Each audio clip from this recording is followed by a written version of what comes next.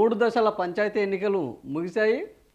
అత్యధిక స్థానాల్లో కాంగ్రెస్ పార్టీ, ఆ తర్వాత స్థానాల్లో బీఆర్ఎస్ పార్టీ, ఆ తర్వాత స్వతంత్రులు, 4వ స్థానంలో బీజేపీ. ఇట్లా ఈ 3 పార్టీలు పంచాయతీ ఎన్నికల్లో హోరాహోరీగా పోరాడాయి. సో ఈ పంచాయతీ ఎన్నికల్లో మనం గతంలో ఎన్నడూ చూడనన్ని చిత్రాలు, విచిత్రాలు చూడడం కూడా జరిగింది. దౌర్జన్యాలు, అరాచకాలు, బెదిరింపులు, సో హత్యలు, కిడ్నాప్లు ఇవన్నీ ఈ ఈ పంచాయతీ ఎన్నికల్లో మనం చూడడం జరిగింది. ఇక మద్యము, మనీ ఏ స్థాయిలో జరిగిందంటే ఆ స్థాయిలో ఇంకా దానికి హద్దు లేదు, పద్దు లేదు. సో మద్యము అదే విధంగా జరిగింది. మనీ అయితే కోట్ల రూపాయలు ఖర్చు పెట్టడం జరిగింది. మరి వీళ్లకు రాబడి ఎక్కడి నుంచి వస్తుంది అనేది అయితే ఎవరికి తెలియదు. సో ఈరోజు ప్రధానమైన ఏమేమి ఇది ఉన్నాయి చూద్దాం. సో ఈ లెక్కలు ఏంటంటే, ఈ లెక్కలు ఏ పత్రికకు ఆ పత్రిక, ఏ పార్టీకి ఆ పార్టీ, ఎవరికి వాళ్ళు చెప్పుకునే లెక్కలే. బట్ కొంత 10%, 15% అటు ఇటుగా ఉన్నా ఓవరాల్గా ఇదే. మొదటి స్థానంలో కాంగ్రెస్ ఉంది, 2వ స్థానంలో బీఆర్ఎస్ ఉన్నది, 3వ స్థానంలో స్వతంత్రులు. ఇది మాత్రమే పక్క, 4వ స్థానంలో బీజేపీ. ఇంతవరకు మాత్రమే కరెక్ట్ లెక్కలు. ఎందుకంటే ఇది ఎలక్షన్ కమిషన్ ఇచ్చే లెక్కలు కాదు కాబట్టి ఎవరికి వాళ్ళు ఇన్ని సీట్లు వచ్చినాయని వాళ్ళు క్లెయిమ్ చేసుకునే అవకాశం ఉంటుంది. సో ఏదైనా ఒక చట్టబద్ధత లేకపోతే, ఈరోజు బీసీ రిజర్వేషన్లకు కూడా చట్టబద్ధత కావాలని కోరడానికి రీజన్ అదే.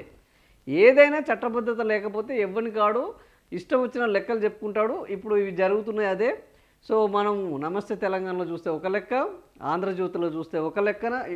ఇప్పుడే చూద్దాం, నమస్తే తెలంగాణలో చూద్దాము. ఎంత 3 విడతల్లో 6,800 కాంగ్రెస్కి వచ్చినాయి, బీఆర్ఎస్కు 3,994, దాదాపుగా 4,000 వరకు వచ్చింది.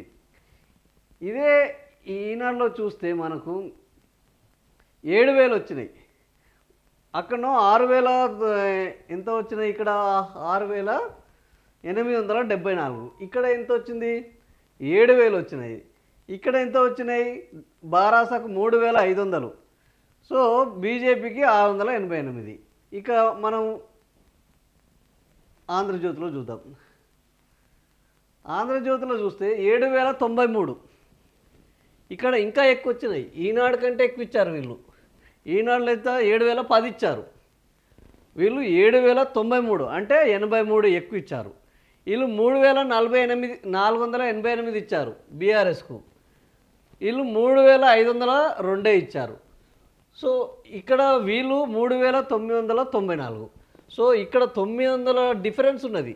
ఎవరికి, ఆంధ్రజ్యోతికి నమస్తే తెలంగాణకు 500 డిఫరెన్స్ ఉన్నది ఆల్మోస్ట్.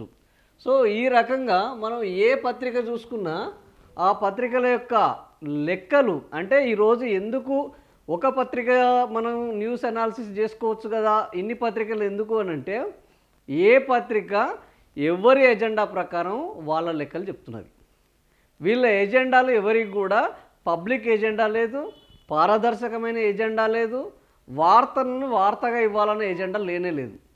ఎవరి ఎజెండాలు, ఎవరు ఏ పార్టీకి అనుకూలంగా ఉంటే ఆ పార్టీయే ఎక్కువ గెలిచినట్లు, ఆ పార్టీయే అద్భుతమైన సేవ చేస్తున్నట్టు ఇట్లా చెప్పాలన్న ఆలోచనలతోటి ఈరోజు పత్రికలు ఉన్నాయి. కాబట్టి పత్రికలు కూడా ఒక దాంట్లో చూసి మనం అదే నిజమని నమ్ముకునే అవకాశం లేదు.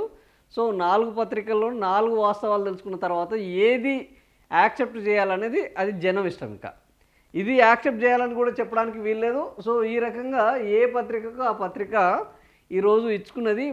అయితే వాస్తవానికి పత్రికలు, ఒక అమెరికా ప్రెసిడెంటు నీకు పత్రికలు లేని ప్రజాస్వామ్యం కావాలన్నా, లేకపోతే అధికారం లేని పత్రికలు కావాలన్నా, అధికారం కావాలా, ప్రజాస్వామ్యం కావాలంటే నాకు పత్రికలున్న ప్రజాస్వామ్యం కావాలి కానీ అధికారం వద్దు. సో పత్రికలు లేని అధికారం అనేది నియంతృత్వం అవుతుంది అని అన్నారు. అంటే పత్రికలు ప్రతిపక్షం కంటే కూడా బలవంతమైనవి. సో ప్రతిపక్షానికి కూడా కొన్ని బలహీనతలు ఉండొచ్చు. ప్రతిపక్షం కూడా మళ్ళా మేము అధికారంలోకి వస్తే కొన్ని రాజకీయ అంశాలు మాట్లాడాలని కొన్ని మాట్లాడకపోవచ్చు.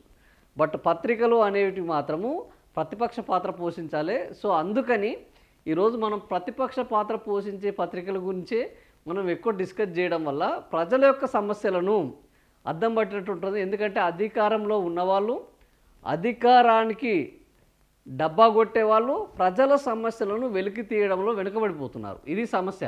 సో ప్రజల సమస్యలు ప్రభుత్వం మీద కోపం మీద తీస్తారా, ప్రభుత్వం మీద అక్కస్తో తీస్తారా, ఏం తీసినా ఆడ సమస్య ఉంటేనే తీస్తారు. సో ఆ సమస్య ఏందనేది జనాలకు తెలవడం చాలా ముఖ్యం. కాబట్టి మనం ఇలాంటి ఈ పత్రికల్లోని న్యూస్ని అనాలిసిస్ చేస్తున్నాము. ఈరోజు చూస్తే ఊరు వాడ కాంగ్రెసు గడబిడ. సో ఇది వీళ్ళ యొక్క హెడ్లైను. ఊరు వాడ కాంగ్రెస్ గడబిడ అని వీళ్ళు అనుకుంటున్నారు, ఊరు వాడ కాంగ్రెస్ హ్యాట్రిక్ అని మిగతా పత్రికలన్నీ చెబుతున్నాయి. ఇక్కడ చూస్తే మనకు ఓవరాల్గా కాంగ్రెస్ ఇప్పుడు వాస్తవానికి ఇది ఎందుకు మనం చెప్తున్నామంటే, గత ఎన్నికలలో కాంగ్రెస్ పార్టీ ప్రతిపక్షంలో ఉండి బీఆర్ఎస్ పార్టీ అధికార పక్షంలో ఉన్నప్పుడు అక్కడ మనకు వీళ్ళు పంచాయతీ ఎన్నికల్లో సర్పంచులకు దాదాపుగా 64 నుంచి 70% వరకు ఎవరికి అధికార పార్టీకి వచ్చినాయి.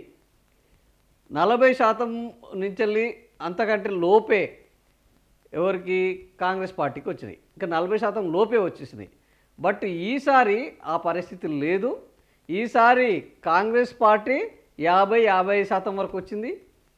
బీఆర్ఎస్ పార్టీ కాంగ్రెస్ పార్టీలో సగానికి వచ్చింది. అంటే గతంలో బీఆర్ఎస్ పార్టీ సాధించిన దాంట్లో సగం కాదు, అంతకు ఇంకా చాలా తక్కువ కాంగ్రెస్ పార్టీ సాధించింది.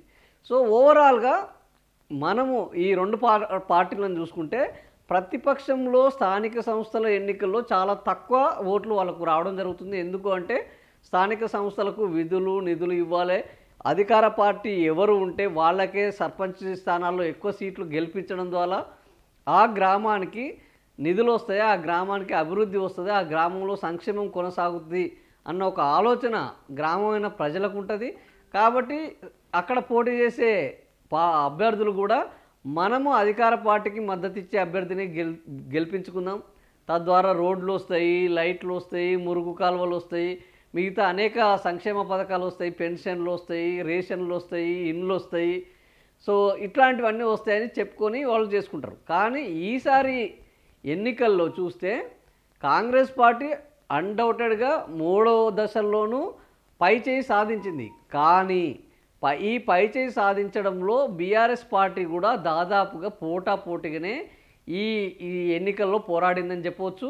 ఇంకా పార్టీ అధిష్టానం పోరాడిన దానికంటే ఎక్కువగా పార్టీ మద్దతు లేకుండానే బీఆర్ఎస్ పార్టీకి జనాల్లో మద్దతు ఉన్నది. బీఆర్ఎస్ పార్టీ తరఫున నిలబడ్డ అభ్యర్థులకు జనాలు మద్దతు ఇచ్చారని చెప్పుకోవడం ముఖ్యం.